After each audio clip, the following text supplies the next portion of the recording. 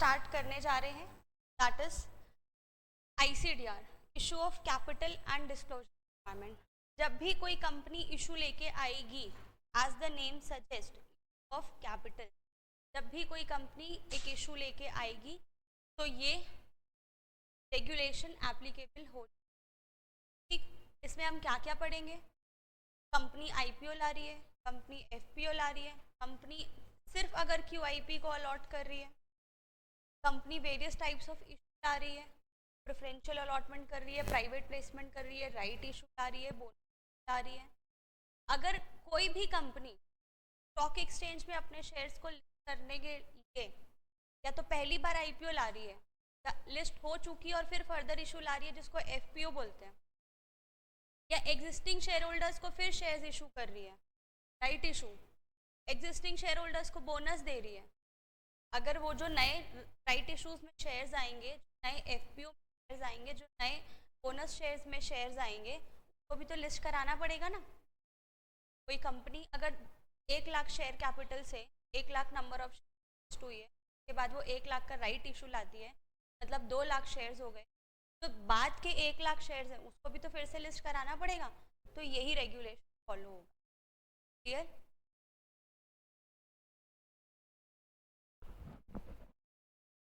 Number 1 point of today's class, types of issues covered under ICDR. Do you understand the term initial public offer? क्या होता है?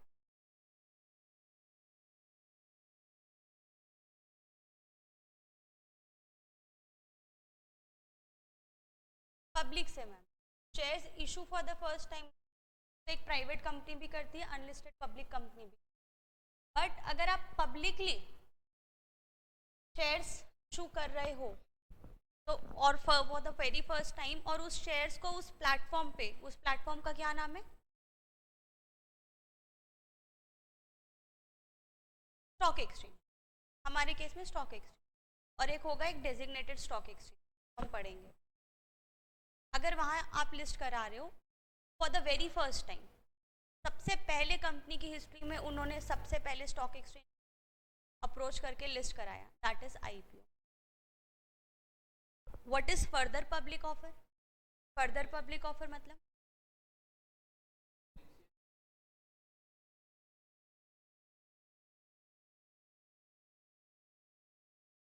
क्या आपको इसका मतलब मैं और समझाऊं, क्योंकि स्टार्टिंग की बहुत सारी क्लासेस में कहानियां पढ़ी,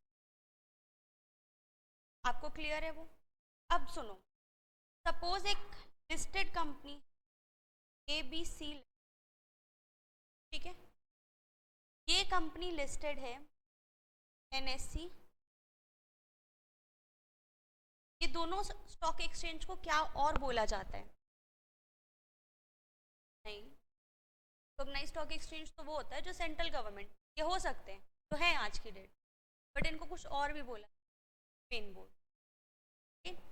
ये कंपनी के 1 लाख शेयर्स, मार्केट वैल्यू कुछ भी हो, 1 lakh the number of shares, NSE और BSE में लिस्टेड है। इट मीन्स इस कंपनी ने IPO लाया होगा ये 1 लाख शेयर्स को लिस्ट कराने के लिए, यहाँ कवर हो गया for the very first time.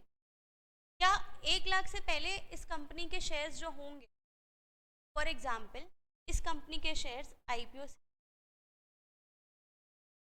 50,000 number of shares, जब ये IPO लाए तो 50,000 शेयर्स और इशू किए और अलॉट किए पब्लिक। तो IPO से पहले ये कंपनी जिंदा थी, बस अनलिस्टेड थी, अनलिस्टेड कंपनी। लिस्टिंग में आए के पास 2 ऑप्शन, या तो ये 50,000 का कुछ पोर्शन काटे और पब्लिक को बेच दे, ऑफर फॉर सेल, और जितना बेच रहे हैं पब्लिक को लिस्ट करा दें, या तो फिर एक्स्ट्रा इशू लेके आए, कैपिटल और बढ़ाएं, जैसे हमारे केस में 50,000 शेयर्स के 1 लाख शेयर्स किए, कैपिटल बढ़ाई और उसको फर्स्ट टाइम पब्लिक को देके स्टॉक एक्सचेंज में लिस्ट करा। ये था IPO, राइट? अब देखो, इस कंपनी को फर्दर पब्लिक से फंड लेना है, तो इन्होंने क्या किया, इनके पास 1 लाख शेयर थे, डिसाइड हम 1 लाख शेयर और पब्लिक को अलॉट करेंगे। ठीक, तो जब ये 1 लाख से 2 लाख में पहुंचेंगे number of share, it means ये लोग 1 लाख का अलॉटमेंट कर रहे हैं। वो कंपनी जिसके shares 1 lakh shares already listed हैं मार्केट में, वो कंपनी अब फर्दर 1 लाख शेयर्स और अलॉट कर, तो इस अलॉटमेंट के बाद इनके total number of shares lakh हो जाएंगे, राइट। तो ये जो सेकंड 1 लाख का अलॉटमेंट है ना, जो पब्लिक को हो रहा है एक बार लिस्ट होने के बाद, इसको एफपीओ। क्लियर? क्लियर? ये तो सर, हाँ, ये मैं एग्जाम्पल दे रही थी, टोटल 1 लाख ही थे उनके, फिर 2 लाख हुए। ये तो मैं एग्जाम्पल दे रही थी कि हो सकता है 50,000 उनके अनलिस्टिंग के टाइम हो, बट हम लिस्टिंग के बाद का ही क्राइटेरिया एग्जाम्पल फॉलो किए। ठीक, क्लियर है ये आपको? Right issue, what do you understand by right?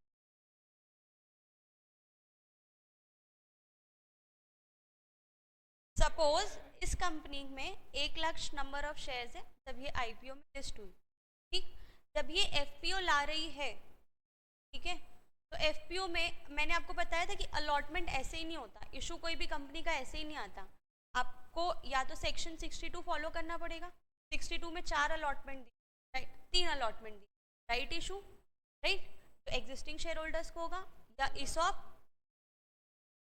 Preferential issue, right, और उसके बाद फिर bonus and all. Right issue means हमारे एग्जाम्पल में अगर 1 lakh shares already listed, 1 lakh share holder जिसमें से आप 5 शेयर हो के, ठीक है, अगर कंपनी फिर से अलॉटमेंट ला रही है और आपको फिर से ऑफर दे रही है कि आप मेरी कंपनी के शेयर खरीद लो, ठीक, तो वो होता है right issue. Existing share holders को राइट देना कि मैं जो नया ऑफर ला रहा हूँ, माइंड माय वर्ड्स, जो मैं नया ऑफर ला रहा हूँ उस ऑफर को आप सब्सक्राइब, ठीक है, क्यों? क्योंकि आप शेयर होल्डर हो ऑलरेडी, उसका बेनिफिट। ठीक, बोनस इशू,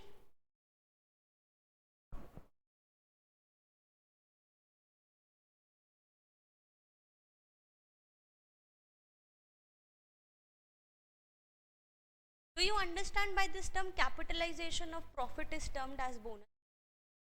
कैसे?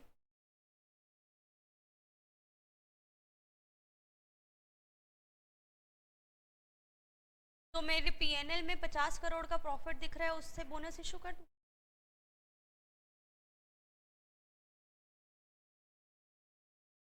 Exactly, that's what I wanted. What is capitalization of reserves is bonus, right? जो प्रॉफिट आप ट्रांसफर करते हो अपने रिजर्व्स में, वो रिजर्व्स का पार्ट बन जाता है। उस रिजर्व्स को जब आप यूज करते हो किसी भी एग्जिस्टिंग शेयर होल्डर्स को फ्री में शेयर्स देने के लिए, कंपनी जो ये 1 लाख शेयर्स हैं, 2 लाख भूल जाओ, जो ये 1 लाख शेयर्स जो कंपनी ने जब आईपीओ के टाइम अलॉट किए, कंपनी 5 साल में प्रॉफिट में आ गई, ठीक, कंपनी 5 साल में जितना प्रॉफिट कमाया उसका कुछ पोर्शन कंपनी उठा के रिजर्व में डाल रही थी। ऐसा एक दिन आएगा जब मैं अपने शेयर होल्डर्स को खुश कर दूंगी, मैं ये रिजर्व से पैसे उठाऊंगी और उसको के बेसिस पे कैपिटल इशू कर दूंगी। अकाउंट्स में पढ़ा होगा शायद, पढ़ा है ना, capitalisation of reserve for the purpose of bonus. Balance sheet देखिए किसी कंपनी की,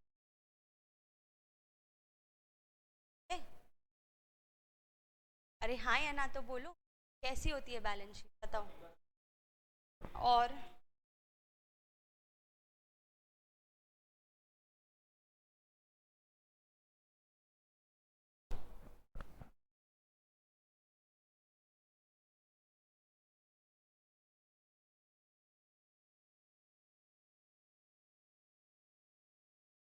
बोलो बोलो।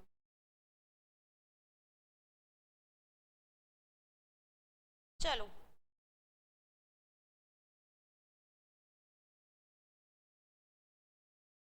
एक काम करना, कल कोई भी बीएससी में जाना, कोई भी कंपनी टाइप करना, या जस्ट सिलेक्ट वन कंपनी, कोई भी कंपनी सिलेक्ट कर लो आज ही, ताकि सब एक ही बैलेंस शीट बोलो। कोई कंपनी का नाम, टाटा स्टील, रिलायंस, गोदावरी,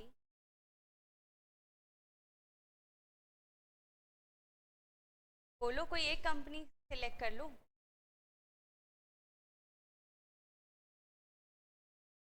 आईटीसी, चलो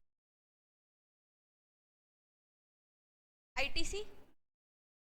तो टुडेज होमवर्क इज, कल आप बीएससी में, आपको बैलेंस शीट खोज पाओगे बीएससी में जाके? खोज लोगे कि बता दूं?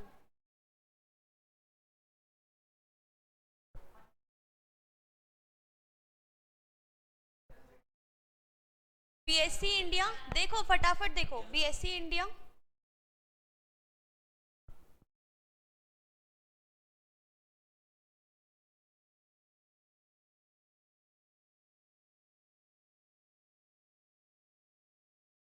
आईटीसी लिमिटेड पहले ही आ गया।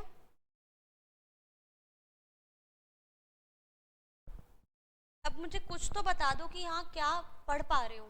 कोई एक आइडेंटिफिकेशन नंबर, क्या बोलते हैं उसको?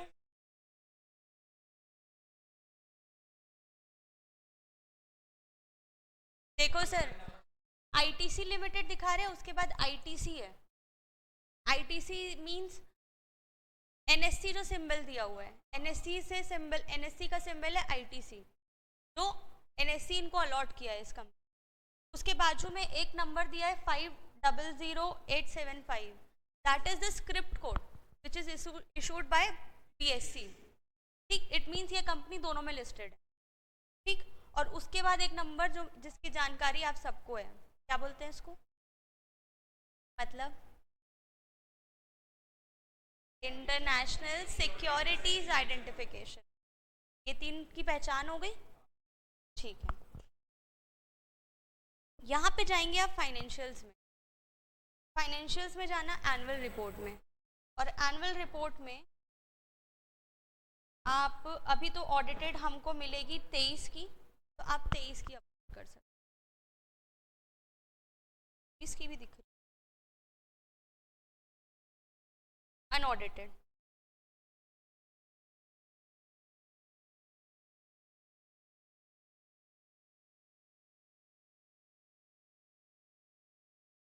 हम कंसिडर करेंगे 23 की, ठीक, क्योंकि हमको 23 के ऑडिटेड फिगर्स मिलेंगे। यहाँ पे ना आपको बैलेंस शीट मिलेगी, का इंडेक्स चेक कर लो पहले।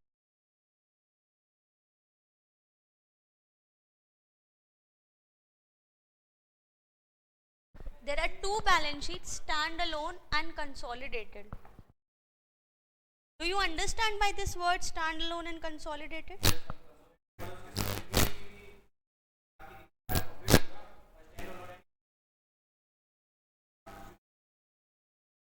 लाइक आईटीसी की खुद एक कंपनी है, अगर उसकी कोई होल्डिंग नहीं है, सॉरी उसकी कोई सब्सिडरी नहीं है, उसकी कोई एसोसिएट नहीं है, इट मीन्स आईटीसी किसी की होल्डिंग कंपनी नहीं है, तो उसकी एक ही बैलेंस शीट बनेगी जिसको हम बोलते हैं स्टैंड अलोन। साल भर में उसने जितना टर्नओवर किया, जितना एक्सपेंस किया, जितना प्रॉफिट जनरेट किया, जितना टैक्स आया, एवरीथिंग, जितना डिप्रिसिएशन कटा, जितना रिजर्व्स में ट्रांसफर हुआ, वो सिर्फ उसी पर्टिकुलर कंपनी। बट अगर आईटीसी की कोई सब्सिडरी कंपनी है, हो सकती है, अगर आईटीसी किसी कंपनी में मोर देन 50% होल्ड कर रही हो तो, राइट, उसकी एसोसिएट भी हो सकती है आईटीसी की, हो सकती है, अगर मिनिमम 20% होल्ड कर रहे हो तो। आईटीसी अगर मिनिमम 20% किसी कंपनी में होल्ड करेगी, तो जिस कंपनी में होल्ड कर रही है वो उसकी एसोसिएट बन जाएगी, या जिस कंपनी में मोर देन 51% होल्ड कर रही है वो कंपनी उसके कंसोलिड, सॉरी सब्सिडरी बन जाएगी। तो जो सब्सिडरी और एसोसिएट्स के अकाउंट्स हैं वो भी जाके कंसोलिडेट हो जाते हैं होल्डिंग कंपनी में। This is rule, this is as per law, वो बोल देते हैं कंसोलिडेटेड फाइनेंशियल। तो डोंट गेट कंफ्यूज कि मैडम दो तरीके का फाइनेंशियल स्टेटमेंट। ठीक, जब अकाउंट्स पढ़ोगे तो और डिटेल में पढ़ोगे, अभी ये दिख रहा है इसलिए मैंने बता दिया। यहाँ पे आप जाना पेज नंबर 146,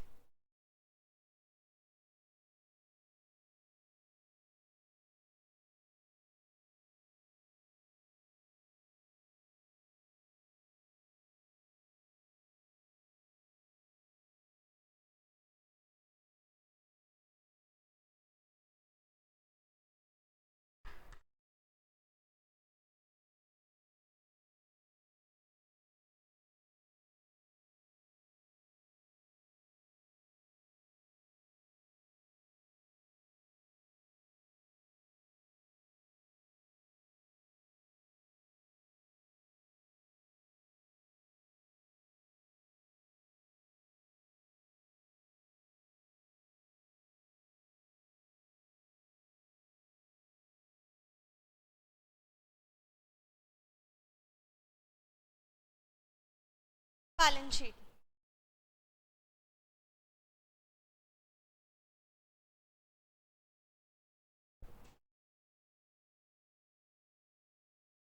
उल्टा क्यों कर दिया है उसका भी एक रीजन है। आप लोग पढ़े हो, ऊपर कैपिटल होता है, नीचे इक्विटी होता है। शेड्यूल 3 में दो चीज दी हुई है, एक अकाउंटिंग स्टैंडर्ड के हिसाब से दो तरीके की बैलेंस शीट, गैप और इंड एस। अगर आप इंड एस में फॉल कर रहे हो तो ये फॉर्मेट आ जाता है, और अगर आप गैप में फॉल हो रहे हो, तो छोटी कंपनियां होती हैं वो गैप में फॉल होती हैं, उनका भी एक क्राइटेरिया है, कंपनी का अगर इतना इतना इतना इतना पेड अप और ये सब है तो वो गैप की बैलेंस शीट बने। उस केस में उनकी इक्विटी ऊपर हो जाती है और असेट्स नीचे आ जाती है। बट अगर इंड एस फॉलो कर रही है वो कंपनी, अकाउंटिंग स्टैंडर्ड के हिसाब से वो कंपनी ऐसी कंपनी है जिसकी इंड एस में बैलेंस शीट बननी चाहिए, तो उसकी बैलेंस शीट ऐसी होती है, और हर लिस्टेड कंपनी की इंड एस में ही बैलेंस शीट बनती है। इसलिए अब क्या आप ये पढ़ पाओगे? ठीक है,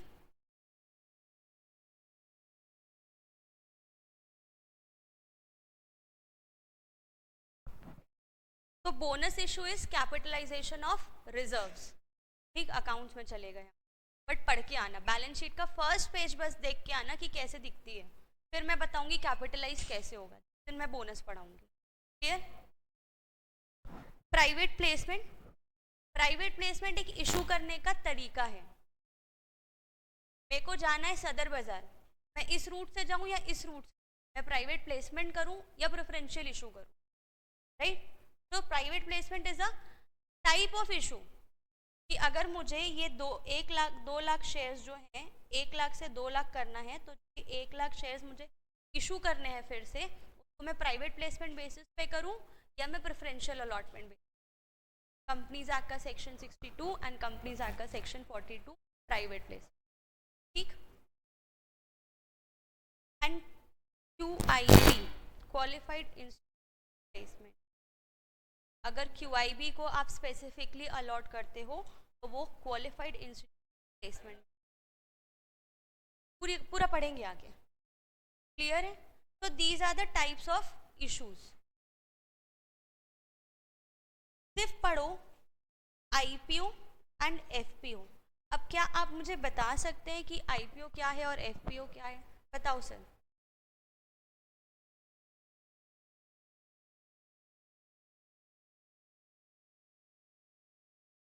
ठीक है, ठीक है, फर्दर इशू।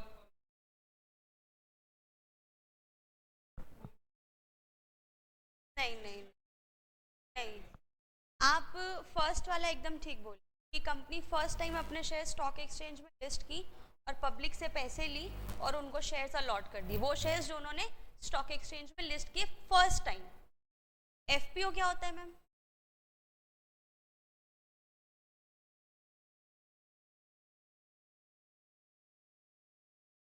कोई भी लिस्टेड कंपनी अगर दोबारा से शेयर्स इशू करती है, नए शेयर्स, तो that is further public offer. क्या FPO में राइट इशू आ सकता है?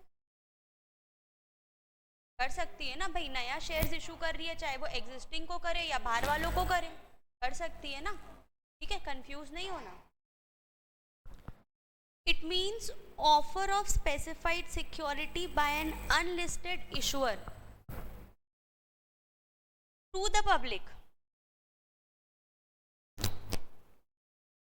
for subscription or includes an offer for sale by any existing holder। हमारे एग्जाम्पल में ABC लिमिटेड,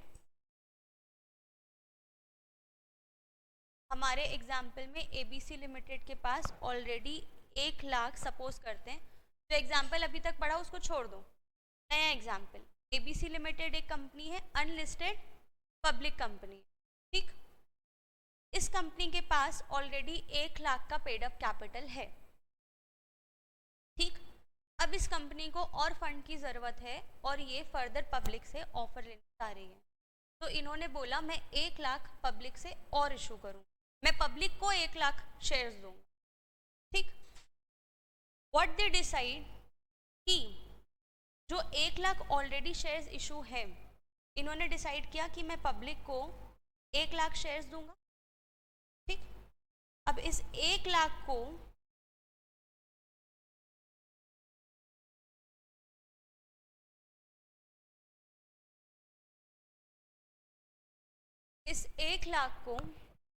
या तो कंपनी पूरा का पूरा नया कैपिटल शेयर लेके आए, ठीक है, न्यू इशू, और ये जो ऑलरेडी 1 लाख शेयर होल्डर्स खड़े हैं, इनका कुछ पोर्शन अगर ये अलाउ करें तो इनका कुछ शेयर होल्डिंग उठा के पब्लिक को बेच दें। That is offer for cell from existing share holders.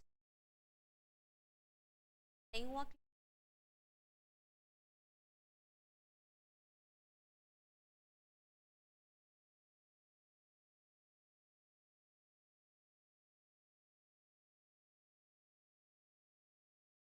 हाँ, डाइल्यूट हो रही है एग्जिस्टिंग शेयर होल्डर की शेयर होल्डिंग।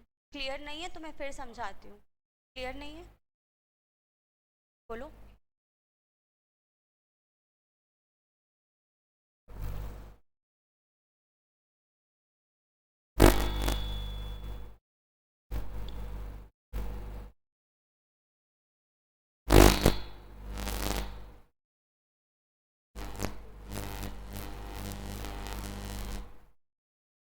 इनके पास ऑलरेडी 1 लाख शेयर्स हैं, ठीक।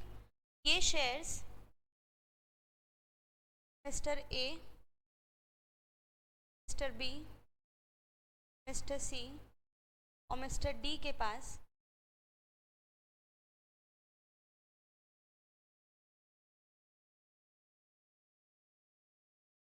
यहाँ तक की कहानी क्लियर है? ऑब्वियसली ये फिगर बहुत बड़ा होगा, बट मैं आपकी समझ के लिए बहुत छोटे फिगर्स के साथ समझा रही हूँ, ठीक। अब इस कंपनी को पब्लिक से ऑफर लेके आना है, पब्लिक से फंड उठाना, तो ये 2 तरीके अपना सकते। जब भी ये कंपनी आईपीओ लेके आएगी,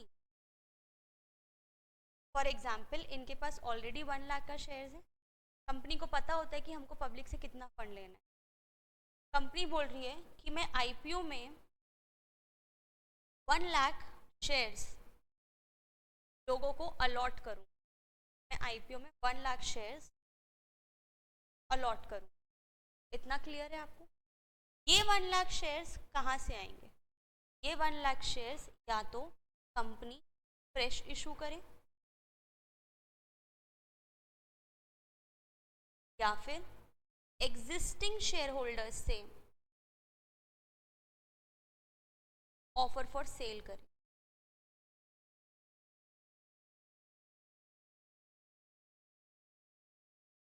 मतलब या तो 1 लाख और 1 लाख फ्रेश इशू के बाद का कैपिटल हो जाएगा 2 लाख। 1 लाख पहले था जो ये 4 लोगों के पास था, 25,000 25,000 25,000। कंपनी को 1 लाख आईपीओ में और इशू करना है तो वो पब्लिक को 1 लाख शेयर्स नए इशू कर देंगी, न्यू इशू। एग्जिस्टिंग के पास से कुछ भी लेके नहीं कर रहे हैं। ये क्लियर है? फ्रेश इशू, ठीक। बट अगर कंपनी बोलती है कि मैं पूरा फ्रेश इशू में नहीं जाना चाहती, मैं नए सिर्फ 80,000 शेयर्स अलॉट करूँ शेयर्स में, बट कंपनी ने डिसाइड किया है कि मैं 1 लाख का आईपीओ ले, तो बचे हुए जो 20,000 शेयर्स हैं में दे डिसाइडेड कि 5,000 5,000 5,000 5,000 मिस्टर ए बी सी अपने शेयर्स बेचेंगे पब्लिक को, और वो शेयर्स कंपनी सॉरी पब्लिक को हम अलॉट कर या उनको ट्रांसफर कर। क्लियर है? तो आईपीओ 2 तरीके से हो सकता है, या तो आप पूरा फ्रेश इशू लेके आओगे, या तो ऑफर फॉर सेल ले आओगे, या तो आप दोनों का मिक्सचर ला। क्लियर? अब जैसे दूसरे एग्जाम्पल में हमको 1 लाख नहीं इशू करना, हमको सिर्फ 50 के अलॉट करना है और हमको नया इशू भी नहीं लाना। उस केस में यहाँ से जो एग्जिस्टिंग शेयर होल्डर अपनी इतनी होल्डिंग्स बेचेंगे कि वो टोटल हो जाए 50 के, जो मैं पब्लिक के नाम इशू कर दूँ। और अलॉट। क्लियर है? This is offer for sale. इसीलिए वहां पे जब आपने पढ़ा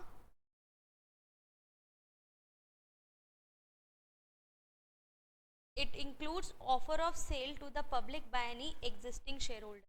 क्या समझ में आया? Mister A, mister B, mister D जो अपनी शेयर होल्डिंग का कुछ पार्ट पब्लिक को बेच रहे हैं, और जब वो बेच रहे हैं तो वो शेयर्स प्लेटफॉर्म पे लिस्ट हो रहे हैं फ्रॉम स्टॉक एक्सचेंज। तो आईपीओ दो जरिए से आ सकते, या तो आप नया इशू ला रहे हो पब्लिक के, या तो जो प्रमोटर्स हैं पब्लिक उस कंपनी के वो अपने शेयर्स बेच रहे हैं और उस शेयर्स को कंपनी लिस्ट करा। Clear? In order to qualify an IPO, the offer of security must be by unlisted issuer company. क्या कोई लिस्टेड कंपनी आईपीओ ला सकती है? ला सकती ना? Such issue shall be made to public. So points to be remember: offer of security by unlisted public company, offer of specified security by an unlisted issuer, for subscription या तो नए shares या तो offer of sale में जो existing share holders अपने shares दे, ठीक। And issue will be made to public. Point number 2 clear है? Definition FPO it is an offer of specified security by a listed issuer. Please highlight by a listed issuer. In other words, issue to the public other than its existing shareholder or to a selected group of person by a listed person, which is called further public. Clear? Clear है?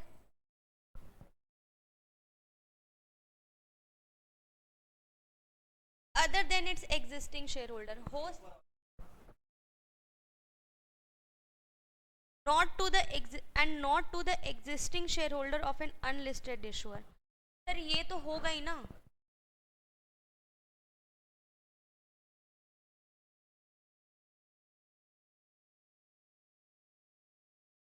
IPO तो public के लिए ही होता है sir. Promoter अगर खुद subscribe कर लेंगे तो नहीं करते हैं, क्यों करेंगे?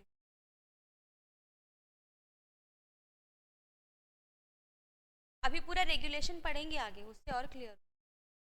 बट आपको ये दोनों चीज पता कंफर्म है कि पब्लिक के लिए हो रहा है और अनलिस्टेड पब्लिक कंपनी कैसे सब्सक्रिप्शन या तो फ्रेश इशू लाएगी या ऑफर फॉर सेल से लाएगी। ना क्लियर है? एफपीओ क्लियर है? ये नहीं पढ़ेंगे अभी। राइट इशू, प्रेफरेंशियल अलॉटमेंट, ये जब पढ़ेंगे तब इसको कवर करें।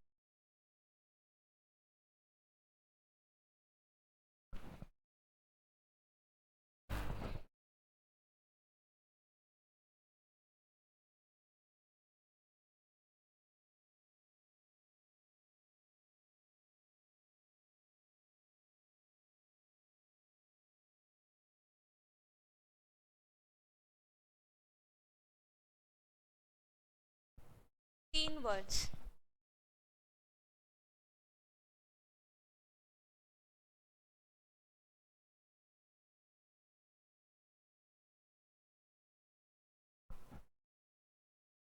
किसी भी कंपनी का जब आईपीओ आता है, ठीक है, तो कौन सी अथॉरिटी को हमको डॉक्यूमेंट सबमिट करने? कोई भी कंपनी जब लिस्टिंग में जाती है तो कौन सी अथॉरिटी से अप्रूवल करता है?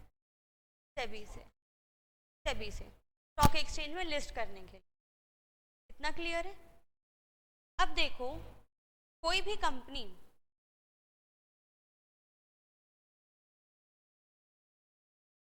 जब भी आईपीओ लेके आएगी तो वो सबसे पहला डॉक्यूमेंट सेबी को सबमिट करेगी रेड हेयर ड्राफ्ट रेड हेयरिंग प्रोस्पेक्टस। अब रेड हेयरिंग प्रोस्पेक्टस होता क्या है मैडम, पहले ये समझ, फिर उसका ड्राफ्ट समझ। राइट? ड्राफ्ट मतलब वही जो फाइनल नहीं है, ठीक।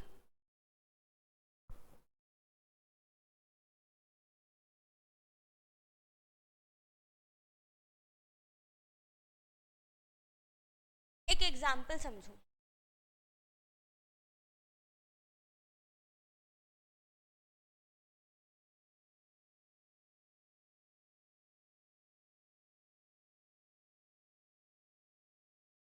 जून 2019 में एमजी हेक्टर लॉन्च हुई और सेम बजट पे सेम एसयूवी जैसी गाड़ी किया लॉन्च करने वाला था 2019 अगस्त 2019।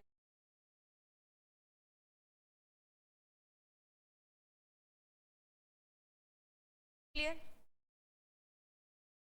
दोनों एसयूवी लॉन्च कर रहे हैं, दोनों सेम बजट की गाड़ी लॉन्च कर रहे हैं। ठीक, अगर MG हेक्टर 2019 में लॉन्च हो रही तो बट ऑब्वियस है कि किया जो लेट लॉन्च होने वाली है का मार्केट अफेक्ट होगा। तो लोग बाय करने वाले थे एक अच्छे बजट की गाड़ी, उनको अगर MG पहले मिलेगी दे विल बाय दैट। तो किया का मार्केट अफेक्ट हुआ और अब बायर्स कम मिलेंगे उनको। What they decided, they said कि हम लोगों को बता देते हैं, हम पहले से बता देते हैं लोगों कि हम भी मार्केट में आने वाले हैं, तो आप रुक जाओ अगस्त तक, हड़बड़ी मत करो, खरीदो मत तुरंत गाड़ी, कंपेयर करने के लिए दूसरी गाड़ी आ रही है मार्केट में, कंपेयर कर लो, अगस्त तक रुक जाओ। व्हाट दे डिड, इन्होंने इनकी लॉन्च डेट से पहले लोगों को बताना, ऐसे एडवर्टाइजमेंट और मार्केटिंग शुरू की, लोगों को बताना शुरू किया कि भाई अकेले इस बजट में MG हेक्टर मार्केट में नहीं है, मैं भी आ रहा हूँ, आप थोड़े दिन रुक जाओ।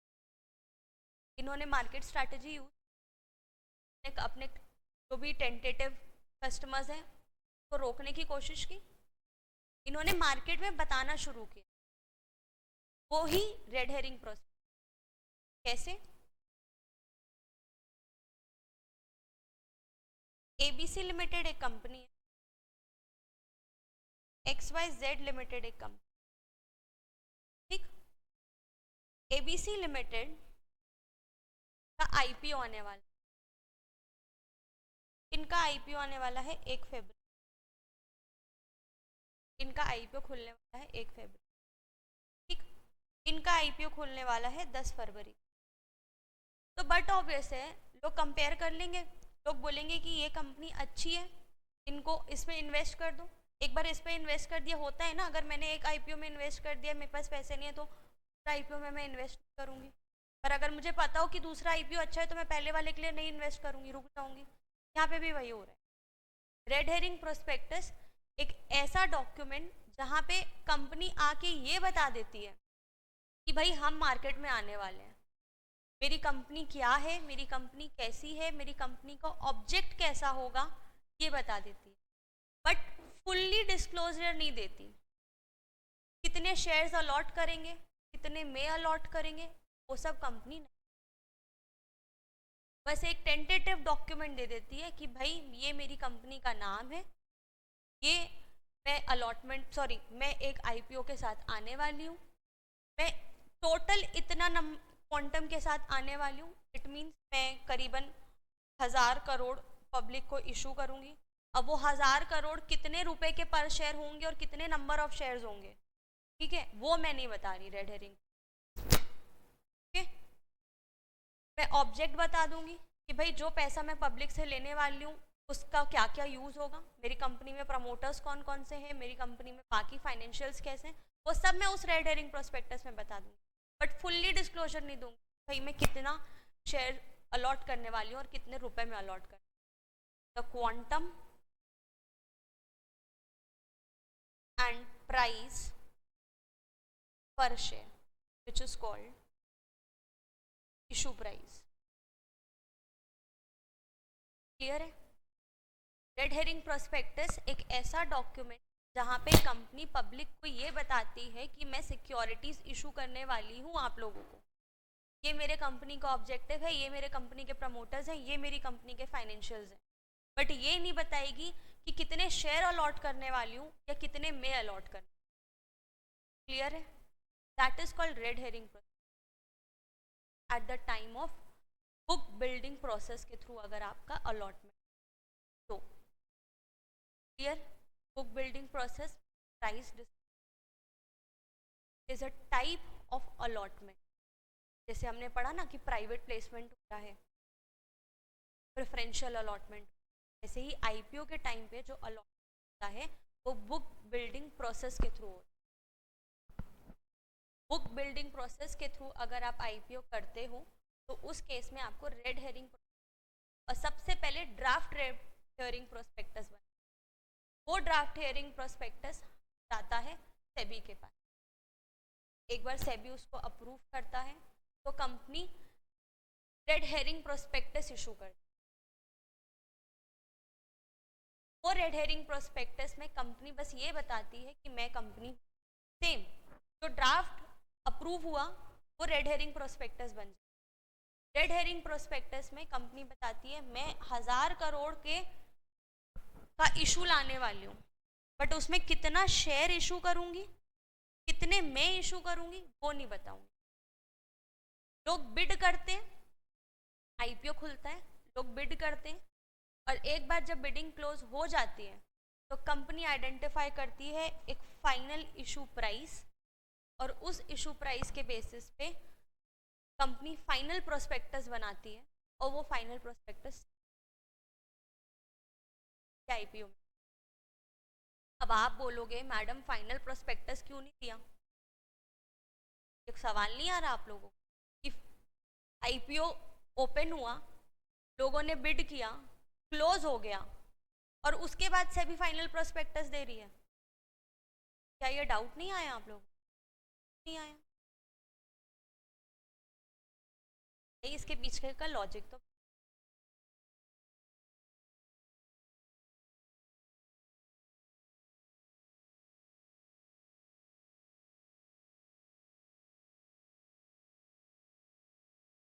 इस कंपनी को आईपीओ लाना था, एक ड्राफ्ट रेड हेरिंग प्रोस्पेक्टस बनाया, ठीक, और सेबी को सबमिट कर दिया। ये ड्राफ्ट है रेड हेरिंग, ठीक।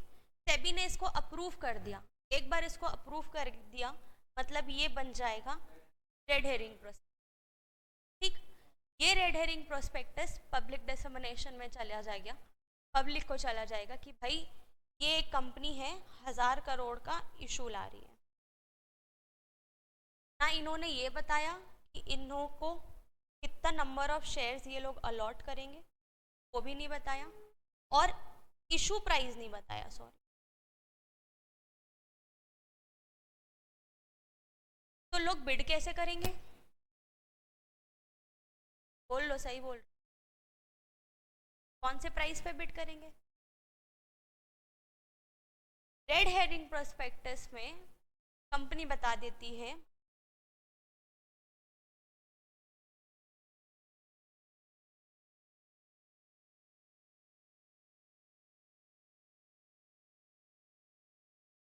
Price band. इस कंपनी को 1 लाख शेयर्स पब्लिक को अलॉट करने आए, ये बता सकती कि भाई आप लोग 60 रुपये से 70 रुपये के बीच अगर बिड करते हो, 7 रुपये से 70 रुपये के बीच अगर आप बिड करते हो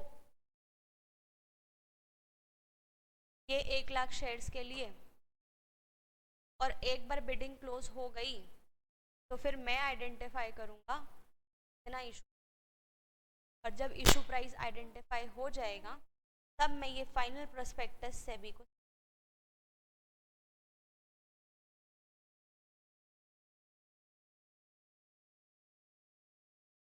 में ज़्यादा हो गया, समझ रहे हो? तो रेड हेरिंग प्रोस्पेक्टस एक ऐसा डॉक्यूमेंट यहाँ पे कंपनी की डिटेल्स होती है बट फुल है, तो क्वांटम नहीं, प्राइस नहीं। तो शेयर होल्डर्स कब बिड करते हैं, किस प्राइस में बिड करते हैं? शेयर होल्डर्स प्राइस बैंड में बिड। ये इसीलिए किया जाता है, ये लॉजिक इसीलिए लगाया जाता है। अगर सोचो मैं अपने प्रोस्पेक्टस में, मैंने रेड हेरिंग प्रोस्पेक्टस यूज़ ही नहीं किया, मैं अगर अपने प्रोस्पेक्टस में 60 रुपीज़ लिख दूँ और लोग 60 रुपीज़ में बिड कर दें तो मुझे 60 के हिसाब से पैसा मिलेगा कंपनी को, राइट। बट अगर मैं प्राइस बैंड रख दूं, लोग 70 रुपीज में भी बिड कर रहे हैं, तो मेरे लिए ये फायदे का सौदा है ना कि मेरे को 70 रुपीज का शेयर मिल रहा है। मतलब मतलब लोग मुझे 70 रुपीज दे रहे हैं तो मैं उनको शेयर अलॉट कर रही हूँ। अगर मैं फिक्स प्राइस 60 रखती तो मैं 60 लोग मुझे देते तो मैं उनको शेयर अलॉट कर रही हूँ। यहाँ प्राइस बैंड में तो भाई लोग ज़्यादा में भी कर रहे हैं, ऑब्वियसली जो ज़्यादा में कर रहे हैं मैं तो उसी को अलॉट करूँगी ना, मैं क्यों अपना नुकसान करूँ, कंपनी क्यों अपना नुकसान करेगी। 60 रुपये ले और शेयर अलॉट करें, जब कंपनी 70 लोग उसको 70 भी देने को रेडी है तो, राइट। तो ये वो लॉजिक है कि हायर अमाउंट पे अगर लोग बिड करने के लिए रेडी हैं तो मैं प्राइस बैंड क्यों नहीं। इनमें से हो सकता है कोई लोग 60-50 के बीच 65, 70, 66, 68 में भी वो कर दें, बिड कर सकते हैं। This is the price band. 60 rupees से लेके 70 रुपीज़ के बीच आप किसी भी प्राइस पे अपना बिड लगा सकते हो। ये लॉजिक है, हायर अमाउंट कंपनी को मिल जाए इसीलिए। और जो अपना ये एग्जाम्पल था कि कोई भी कंपनी आईपीओ के टाइम पहले draft red herring prospectus SEBI वो रेड हेरिंग प्रोस्पेक्टस को अप्रूव करता है ड्राफ्ट को, तो वो red herring prospectus.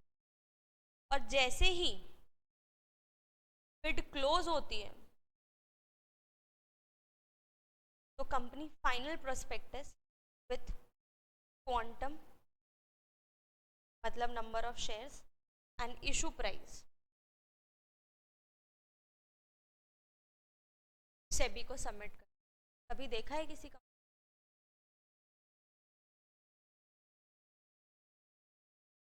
Red herring draft red herring final prospectus?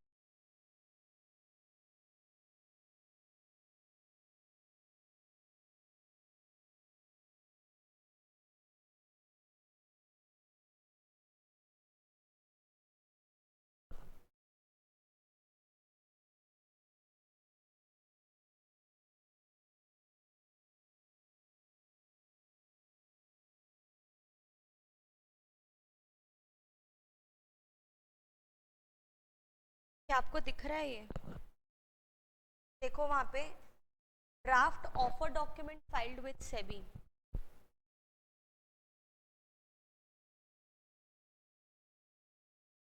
ये सारे ड्राफ्ट, ये देखो MNB engineering limited draft red herring prospectus filed with, ये ड्राफ्ट जब सेबी अप्रूव करती है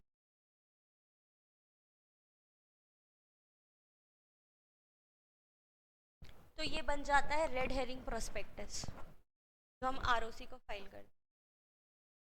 और एक बार ये फिनिश हो गया तो जो फाइनल प्रोस्पेक्टस होता है, दिस इज द फाइनल। अब इसमें एक कंपनी है डेंटा वाटर, ये देखो red herring prospectus Denta water का। इसको अगर आप ओपन करोगे और ओपन करके खोल के देखोगे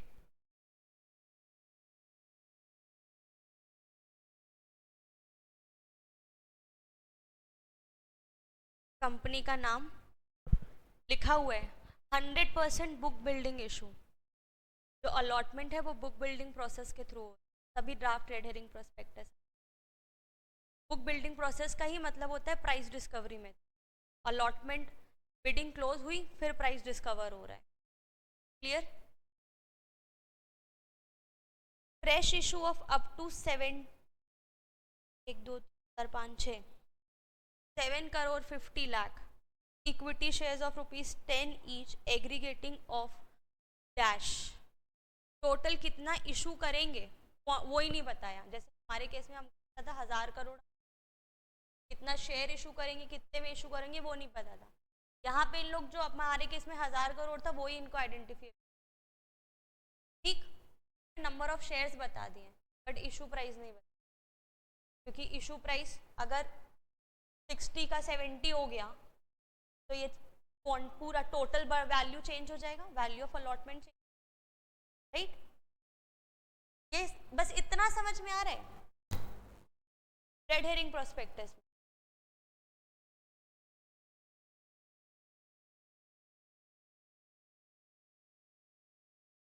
डेंटा वाटर का प्रोस्पेक्टस, फाइनल प्रोस्पेक्ट,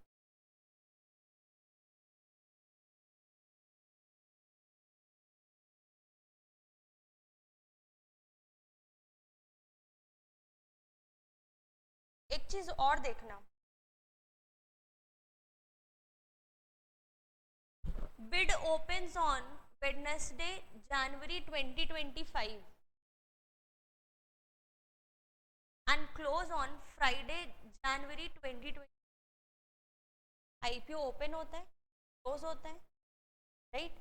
मतलब डेंटा वाटर ने ये रेड हेरिंग प्रोस्पेक्टस, पहले draft red herring prospectus SEBI से अप्रूव कराया होगा, तो ये रेड हेरिंग प्रोस्पेक्टस बना, जिस बता दिया कि हम करोड़ 50 लाख शेयर आपको अलॉट करने वाले, कितने में अलॉट करने वाले वो नहीं बताया, एक प्राइस बैंड जरूर बता दिया होगा इस रेड हेरिंग प्रोस्पेक्टस, बहुत सारी जगह पे मेंशन 60 से लेके 70 प्राइस बैंड, क्योंकि अगर 7 करोड़ 50 लाख को आप 60 से इंटू करोगे तो एक दूसरा फिगर आएगा, 7 करोड़ 50 लाख को अगर आप 70 से इंटू करोगे या 60 से लेके 70 के बीच कोई भी जो फिगर है उससे इंटू करोगे तो अलग फिगर आएगा, इसीलिए वो फिगर उनको identify, value of allotment identify.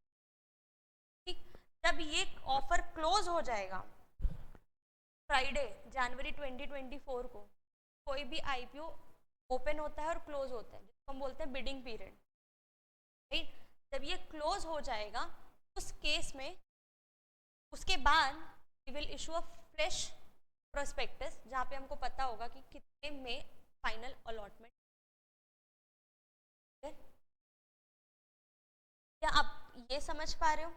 Name of the registrar हम पढ़ा था, registrar to an lead manager, banker का भी नाम है, और बाकी ये जो listing, company responsibility, general risk which is covered by SEBI, ठीक है, ये सब कंपनी को बताना पड़ता है कि अगर आप इस आईपीओ में पैसा लगाओगे तो क्या क्या से इन्वॉल्व हो सकता है।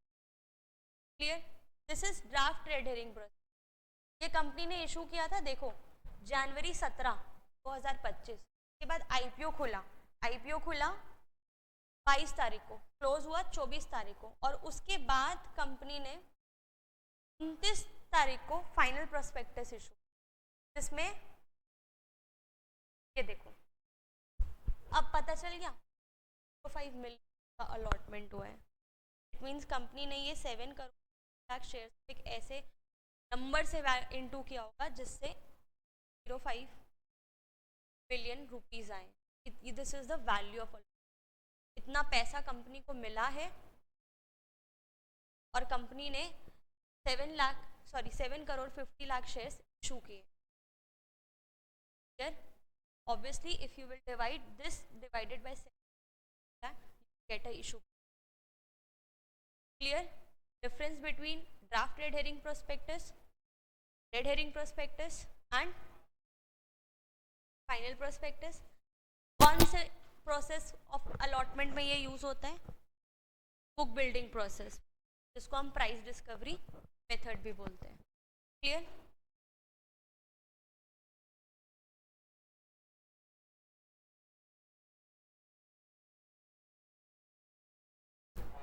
I need a 1 minute break.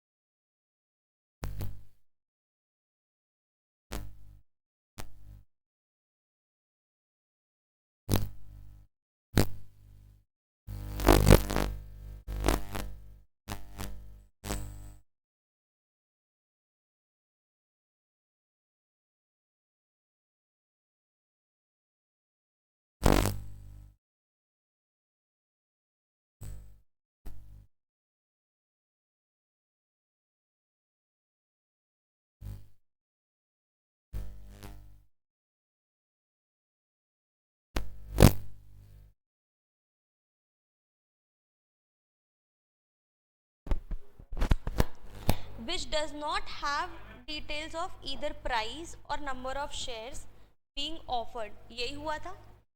और amount of issue जो हमने देखा डेल्टा वाटर्स में, उस amount of issue नहीं था, number of shares थे but amount of issue नहीं था. It means that in case price is not disclosed, the number of shares, the upper price and lower price band are disclosed, right? On the other hand, an issuer can state the issue price and the number of shares are determined later. Clear है ये? Clear है ये? A red herring prospectus for an FPO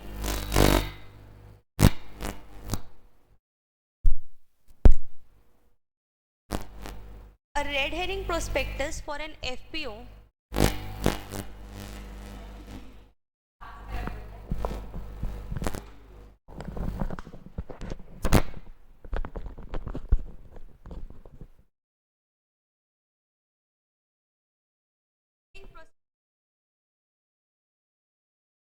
filed with ROC without the price band.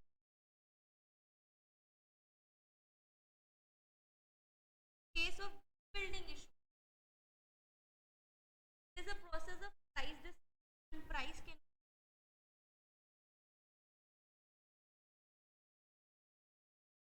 such details are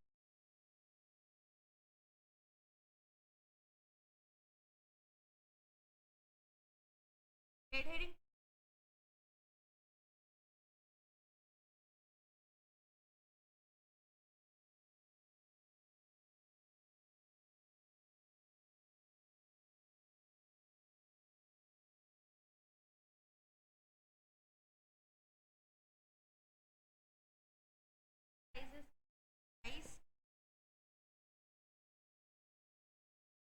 price band तो आपको दोनों case में बताना ही पड़ेगा, ठीक. Completion of bidding process, the details